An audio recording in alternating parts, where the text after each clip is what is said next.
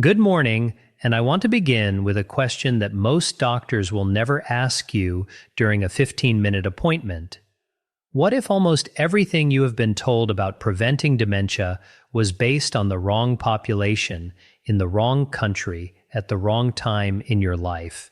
I know that sounds like an exaggeration. I promise you it is not, because a new analysis, one of the largest of its kind ever conducted, just examined the health records and lifestyle patterns of more than 214,000 people spread across dozens of nations. And what the researchers uncovered has quietly upended the standard advice that has been handed down for the last 20 years. My name is Dr. William, and after decades of sitting across from patients who were terrified of losing their memory, their independence, and ultimately themselves, I can tell you that this study is the most important thing to happen in brain health in a very long time. And the reason is simple, and it proves that the risk factors driving dementia are not the same everywhere. And that means the one-size-fits-all checklist you have been following may be missing the exact factors that matter most for you. Now, before we go any further, I need you to stay with me all the way to the end of this video, because the ninth risk factor on this list, the one I saved for last, is the one that almost every physician overlooks entirely. It does not appear on the standard screening forms. It is rarely mentioned at your annual physical.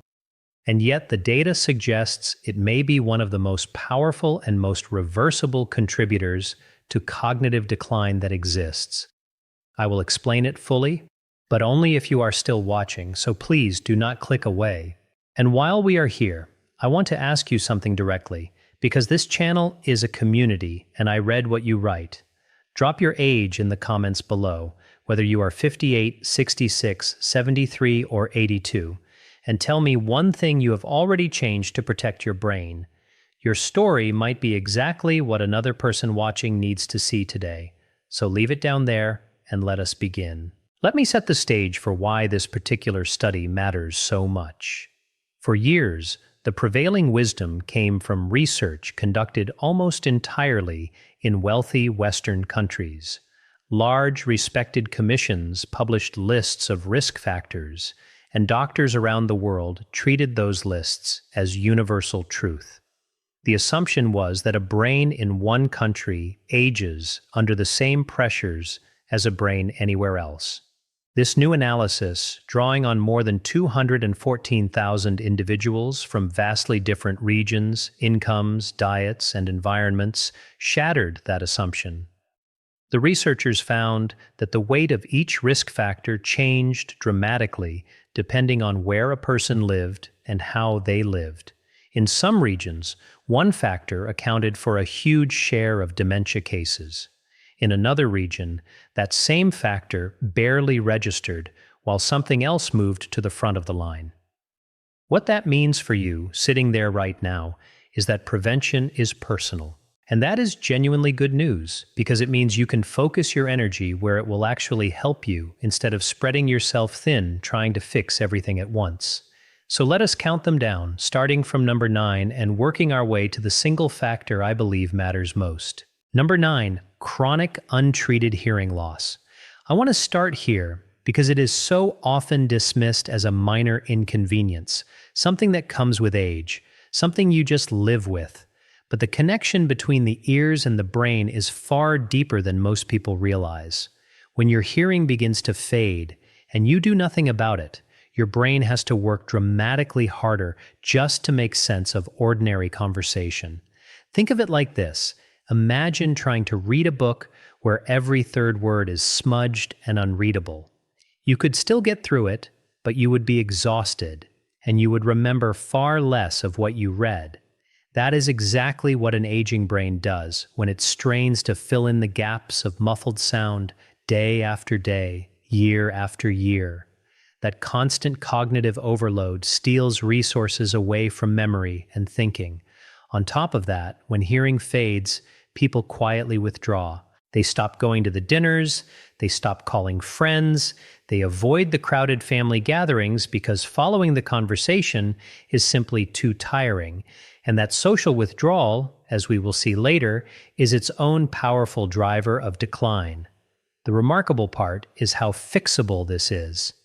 A properly fitted hearing aid, used consistently, can lift that invisible burden off the brain. I once worked with a gentleman in his early 70s who had convinced himself he was becoming forgetful. His family was worried, but when we corrected his hearing, something extraordinary happened. Within a couple of months, his sharpness returned, his mood lifted, and his family told me it felt like they had their father back. He was never losing his mind. He was losing his hearing, and his brain was paying the price. Number 8, uncontrolled high blood pressure in midlife. Here's what makes this one so dangerous. It is completely silent. You cannot feel high blood pressure. There is no ache, no warning, no signal telling you that damage is being done.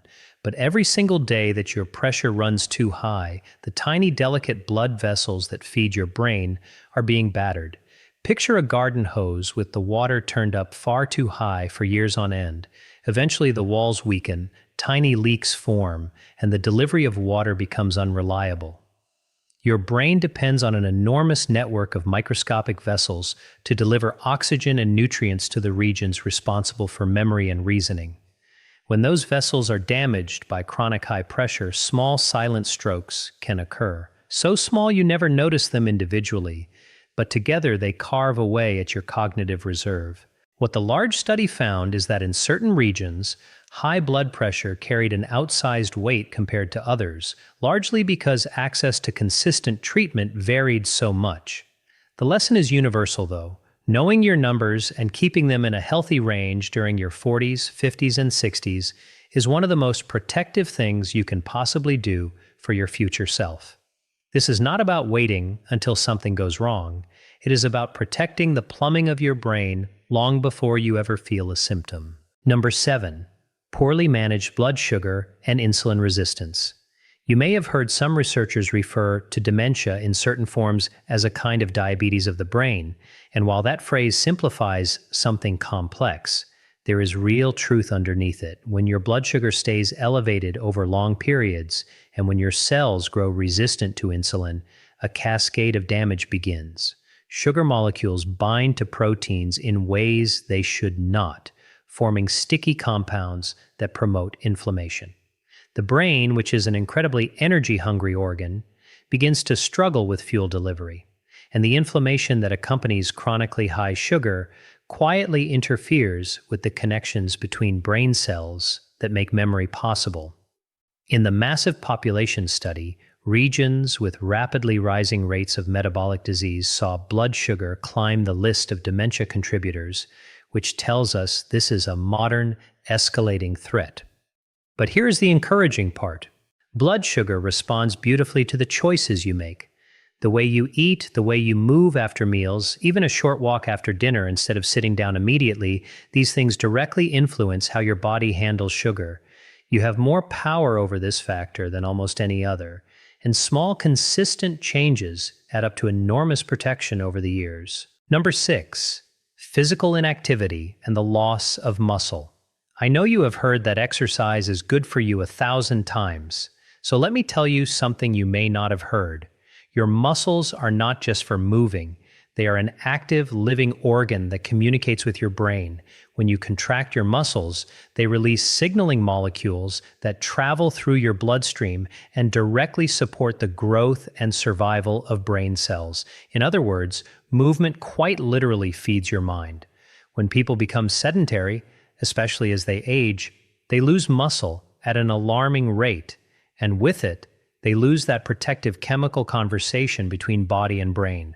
On top of that, inactivity worsens nearly every other factor on this list. It raises blood pressure, it worsens blood sugar, it fuels inflammation, and it deepens isolation. What surprised many people about the international data was that in some regions, physical activity was naturally built into daily life through walking and manual work, and those populations showed different risk patterns than places where sitting has become the default. You do not need to become an athlete. You do not need a gym membership. What you need is consistent movement, and especially movement that challenges your muscles against some form of resistance. A woman I cared for in her late 60s began doing simple strength movements at home just twice a week, nothing dramatic, and within months, not only was she steadier on her feet, she told me her thinking felt clearer and her sleep improved. That is the body and the brain working as one system, the way they were always meant to. Number 5, smoking and prolonged exposure to air pollution. We have understood the dangers of smoking for the heart and lungs for a very long time, but its impact on the brain deserves far more attention than it gets. Every cigarette floods the body with toxins that narrow blood vessels, reduce oxygen delivery, and drive the kind of oxidative stress that ages brain tissue prematurely. But the study revealed something even more striking, and that is the role of the air you breathe. In regions with heavy air pollution, tiny particles small enough to travel deep into the body and even reach the brain contributed significantly to cognitive decline. These particles trigger inflammation and appear to accelerate the buildup of the very proteins associated with memory loss. This is a factor that many people never even consider because the air feels invisible and beyond our control. And in some ways it is, which is why regional differences mattered so much in the data. But there are still things within your reach. If you smoke, quitting at any age brings measurable benefit to the brain, and it is never too late. And being aware of air quality, ventilating your home, and reducing indoor sources of pollution are small steps that add up. Your brain breathes what you breathe, and protecting that supply matters. Number 4, chronic sleep disruption. This one is close to my heart because it is so widely dismissed, and yet the science keeps growing more compelling. There was recent research showing that losing even a modest amount of sleep, a little over an hour a night, was enough to nudge people toward weight gain and greater inactivity, and both of those feed directly into dementia risk. But the deeper story is what happens inside your brain while you sleep. During deep sleep, your brain runs something like a cleaning cycle, flushing out metabolic waste products that accumulate during your waking hours, including the very proteins linked to Alzheimer's disease. When you consistently shortchange your sleep, that cleaning process is cut short and the waste begins to pile up night after night. Over years, that accumulation matters. Poor sleep also disrupts blood sugar, raises blood pressure, and clouds memory the very next day. Now, I want to be careful here because the solution is not simply to reach for a sleeping pill, and I will explain why that matters even more in a moment. The goal is genuine, restorative, natural sleep. That means keeping a consistent bedtime, letting your body wind down, avoiding heavy stimulation late in the evening, and treating your sleep as the non-negotiable foundation of brain health that it truly is. So many people treat sleep as the first thing to sacrifice when life gets busy. The data tells us it should be the last. Number 3, social isolation and loneliness. I have watched this factor do more quiet damage over the years than almost any other, and it is the one people are most reluctant to talk about. Human beings are built for connection. Our brains evolved in the context of community, conversation, shared meals, laughter, and the constant gentle exercise of navigating relationships. When that disappears, the brain suffers in ways we are only beginning to fully measure. Loneliness raises stress hormones, promotes inflammation, and removes the natural cognitive stimulation that keeps our minds engaged and flexible. In the large international study, the strength of social ties and the structure of family life varied enormously between regions, and so did the impact of isolation. In places where older adults remained deeply woven into family and community life, the picture looked very different than in places where seniors increasingly live alone. I think about a patient of mine, a widower, who after losing his wife slowly retreated from the world. His decline was not driven by any single disease. It was driven by silence, by empty days, by the absence of anyone to talk to. When his family helped reconnect him to a community group, to regular visits, to purpose, the change was visible. His energy returned, his memory steadied, his whole presence brightened. Connection is medicine, and it costs nothing but intention. If there is someone in your life who has gone quiet, who has withdrawn, reach out today. You may be protecting their brain in ways no prescription ever could. Number 2, untreated depression and chronic unmanaged stress. For a long time, mood was treated as entirely separate from brain aging, as if your emotional life and your cognitive future had nothing to do with one another. We now know that is completely wrong. Chronic stress bathes the brain in cortisol, and over time, elevated cortisol actually shrinks the very region most responsible for forming new memories. Depression, when left unaddressed, drains motivation, disrupts sleep, worsens isolation, and appears to accelerate cognitive decline directly. What the study revealed is that mental health and access to support for it varied dramatically across regions, and where it went unaddressed, it carried real weight in dementia risk. Here is what I want you to take away. Caring for your mental and emotional health is not a luxury, and it is not weakness.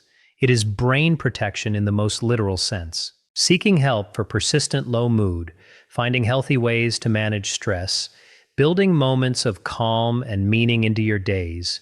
These are not soft, optional extras. They are core to preserving the mind you want to keep for the decades ahead.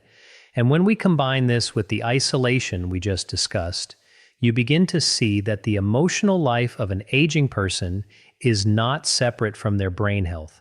It is central to it. And now we arrive at number 1, the factor I promised you at the very beginning, the one that most doctors overlook, the one that rarely appears on any standard screening. It is the quiet, cumulative harm caused by certain everyday medications and the way we manage them, combined with the broader issue of what I would call medical inattention to the whole person. Let me explain, because this is important. There is a class of commonly used drugs found in everything from sleep aids to allergy medicines to certain treatments for bladder issues and mood that interfere with a crucial brain chemical involved in memory. When these are taken regularly over long periods, especially by older adults, the burden on the brain can be significant, and yet these medications are handed out and refilled year after year without anyone stepping back to ask whether they are still necessary or whether a safer option exists. This connects directly to what we said about sleep, because so many people reach for a nightly sleep aid without realizing the long-term cost to their memory. But the deeper issue, the reason this sits at number 1, is that no single doctor is looking at the whole picture. Your heart doctor manages one thing, another specialist manages something else, and no one is standing back to see how all of it interacts with your aging brain. The new study made this painfully clear because it showed that risk is personal, layered, and specific to your life, and yet our medical systems keep treating everyone as if they are identical. The most powerful thing you can do is become the person who sees the whole picture. Bring a complete list of everything you take to your doctor. Ask respectfully and directly whether each medication is still needed, whether the dose is right for your age, and whether there is a gentler alternative. Never stop anything on your own, but never assume that because something was prescribed years ago, it is still the right choice today. The single act of paying attention, of refusing to be passive, of treating your brain as something worth protecting from every angle is, in my experience, the difference between the people who thrive well into their 80s and beyond and those who slip away far sooner than they should have. So let me bring all of this together, because I do not want you to feel overwhelmed. That is the very trap this study warns us against. You do not need to fix all 9 factors at once, and you certainly do not need to be perfect. The entire point of this research, drawn from more than 214,000 lives, is that the factors that matter most are different for different people, in different places, at different stages of life. Your job is not to chase every fear. Your job is to look honestly at your own life and ask which of these 9 speaks loudest to you. Is it the hearing you have been ignoring? The blood pressure you have not checked in years? The nights you keep sacrificing? The loneliness that has crept in since the world changed around you? The pile of medications no one has reviewed in a decade? Whichever one it is, that is where your power lives. And the beauty of the brain, something I never tire of telling my patients, is how responsive it is when you finally give it what it needs. It is not too late. It is almost never too late. I want to leave you with this thought. Dementia has long been treated as a mystery, an inevitability, something that either finds you or does not, purely by chance or by fate. This study, and so many others emerging now, tell a different and far more hopeful story. A large share of what drives cognitive decline is shaped by conditions we can influence, by habits we can change, and by attention we can choose to pay. That does not mean anyone is to blame for their diagnosis, and I want to be very clear about that, because these things are complicated and no one has full control, but it does mean that you are not helpless. And in a field that has felt hopeless for so long, that is a profound and empowering shift.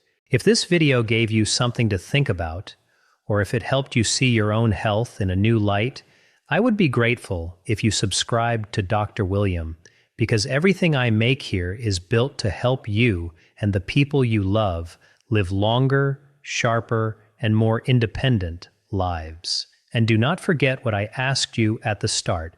Tell me your age in the comments and share the one factor from this list that you are going to focus on first. I read what you write, and your words genuinely help others in this community find the courage to take that first step. Please remember that everything I have shared today is for education and to help you have better, more informed conversations with your own doctor. It is not a substitute for personal medical advice, and your situation is unique to you. So take this knowledge, bring it to the professionals who care for you, and use it as the beginning of a conversation rather than the end of one. Take care of your mind, take care of the people around you, and I will see you in the next video. Now, before you go, I want to spend a little more time with you because there are a few things sitting just beneath the surface of this study that deserve a deeper look, and I think they will change the way you approach your own brain health starting today. The first is this idea that risk is personal, and I want to make it real for you rather than leaving it as an abstract statistic. When the researchers looked across all of those different populations, they were not simply noticing that people in different countries had different diseases. They were noticing something far more subtle and far more useful. They were noticing that the same factor, say high blood pressure, could be responsible for a large slice of dementia cases in one place and a very small slice in another. Why?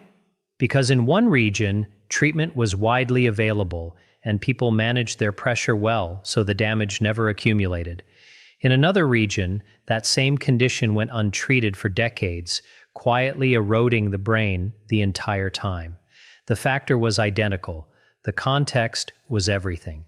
And that is the exact insight I want you to carry into your own life, because your context, your genetics, your daily habits, your access to care, the people around you, all of it shapes which of these 9 matters most for you specifically. Let me give you a way to think about this that my patients have found helpful over the years. Imagine your brain health as a barrel made of wooden staves, each stave a different height. The water your barrel can hold is not determined by the tallest stave. It is determined by the shortest one, the weakest point, the place where the water spills out. All the effort in the world spent reinforcing your tallest, strongest staves will not raise the water level one bit if your shortest stave is leaking. This is precisely why chasing every possible risk factor equally is such an exhausting and ineffective strategy. Find your shortest stave. Fix the weakest point. That is where the water rises. For one person, that weak point is the untreated hearing loss they have been embarrassed to address.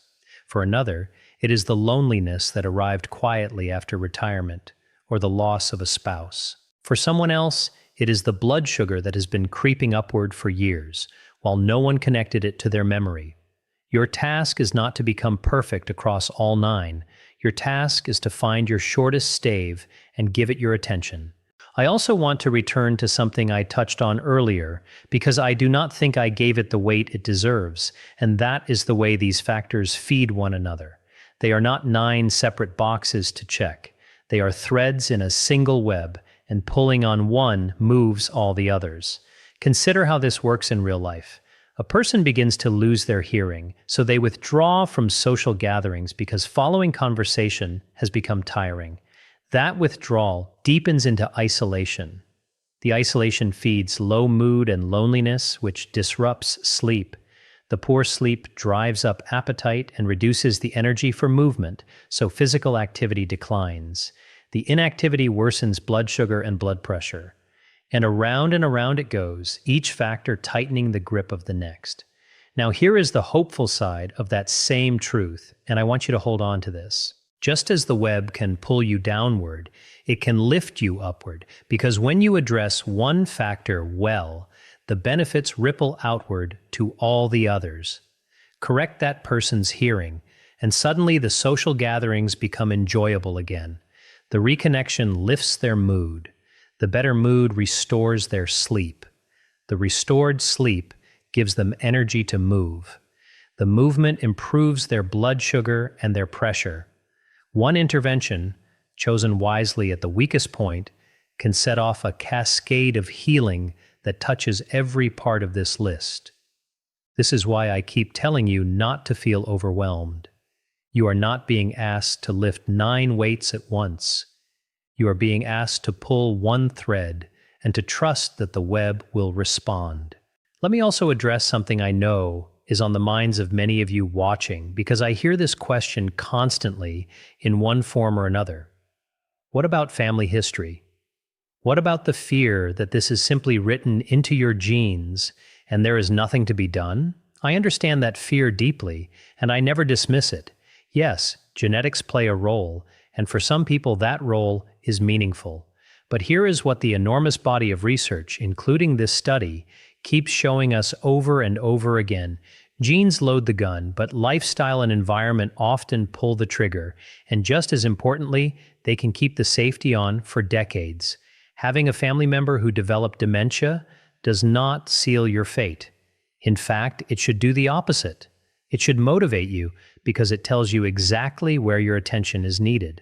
If anything, the people with a family history who take these factors seriously are often the ones I have seen do the very best, precisely because they refused to be passive. They treated their risk as a call to action rather than a sentence. So if you carry that fear, I want you to transform it today, right now, into fuel.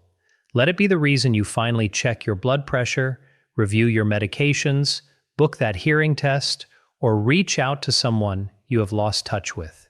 I want to circle back one more time to that first factor we discussed, hearing, because it is so commonly ignored and yet so fixable that I consider it one of the great missed opportunities in brain health.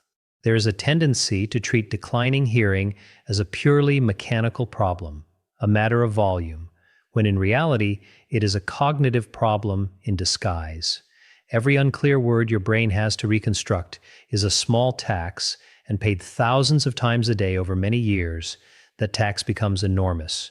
What breaks my heart is how many families mistake this for the early signs of memory loss. A father who seems distracted, who does not respond, who appears withdrawn, is quietly assumed to be slipping cognitively, when the truth is that he simply cannot hear well enough to participate, and the isolation that follows becomes its own harm. If you take only one practical action from this entire video, and you are someone who has been squinting your ears, so to speak, straining to catch conversation, turning the television up, asking people to repeat themselves, please have your hearing evaluated.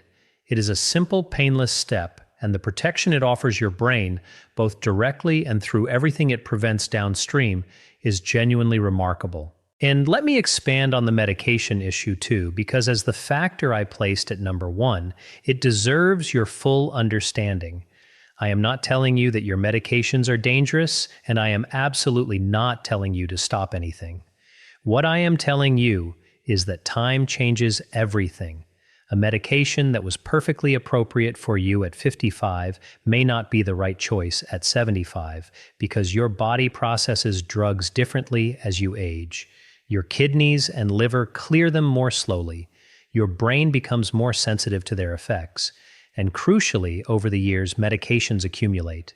A pill added here for sleep, another there for allergies, one more for an irritable bladder, something for mood, something for stomach acid, and before long, a person is taking a small pharmacy every day, with no one ever stepping back to look at the total picture and ask whether all of it still makes sense together. This is not anyone's fault in particular. It is a feature of a fragmented system where each doctor handles their own piece. But you can be the one who insists on the whole picture. Once a year, gather every single thing you take, including the ones you buy without a prescription, and bring that complete list to a doctor or pharmacist you trust. Ask them to review it with fresh eyes. Ask which ones might be affecting your memory or your alertness. Ask whether any could be reduced, replaced with something gentler, or discontinued safely under supervision. This one conversation, repeated once a year, is among the most protective things you can do for your aging brain, and almost no one does it. There is one more thread I want to weave in before we finish, and it is perhaps the most important of all, because it ties everything together. It is the idea of purpose. Throughout the study of long-lived, cognitively sharp older adults, one quality appears again and again, and it is not a nutrient or a medication or a specific exercise. It is the presence of meaning, of reasons to get out of bed, of things that matter, of people who need them, and things they look forward to. Purpose is the invisible force that keeps people engaged with life, and engagement is the great protector of the mind. The person who has a garden to tend, grandchildren to teach, a group that expects them, a project that is unfinished, a routine that has meaning, is a person whose brain stays lit up and active. The danger of aging in the modern world is not only physical decline, it is the slow erosion of purpose, the shrinking of a person's world until there is little left to reach for. If you are watching this and you feel that erosion happening in yourself or in someone you love, treat it with the same seriousness you would treat high blood pressure, because in truth, it may matter just as much. Find the reason, rebuild the routine, reconnect to the thing that makes the day worth waking for. A brain with a purpose is a brain that fights to stay sharp. So as we close, I want you to do something for me and something for yourself. I want you to pick one, not 9, not 5, just one. Look back over everything we discussed today, the hearing, the blood pressure, the blood sugar, the movement, the smoke and the air you breathe, the sleep, the connection to others, the mood and the stress, and the medications and attention that sit at the very top of this list. Feel which one is your shortest stave, your weakest point, the place where the water is quietly spilling out of your barrel, and then commit today to a single first step toward strengthening it. Not a perfect plan, not a total transformation, just one honest step taken now while the motivation is fresh and the knowledge is clear in your mind. That single step, followed by another and another, is precisely how the people who thrive into their late 80s and 90s got there. Not through some secret you were never told, but through the steady, patient care of the one brain they were given. I have spent my career watching this play out, and I can tell you with complete sincerity that the difference between those who hold on to their memory, their independence, and their sense of self, and those who lose it far too early, is very often not luck and not genetics. It is attention. It is the willingness to take these things seriously before there is a crisis, to act while action still makes all the difference. You have that willingness. The very fact that you have stayed with me to the end of this video tells me you care about protecting your mind and the minds of the people you love. So carry that care forward. Turn it into one concrete action this week. If this helped you, please subscribe to Dr. William and share this with someone whose brain you want to protect. A spouse, a parent, a friend who has been withdrawing lately. You may hand them exactly the nudge they needed. and tell me down in the comments which of these 9 you are choosing as your starting point, along with your age, because I truly do read your words, and this community grows stronger every time one of you shares your story honestly. Remember, none of this replaces the personal guidance of your own doctor, and your situation is uniquely yours. So use what you learned today as the beginning of a conversation with the professionals who care for you. Take good care of your mind. Stay connected to the people who matter. Keep moving, keep sleeping, keep paying attention, and I will see you in the next video.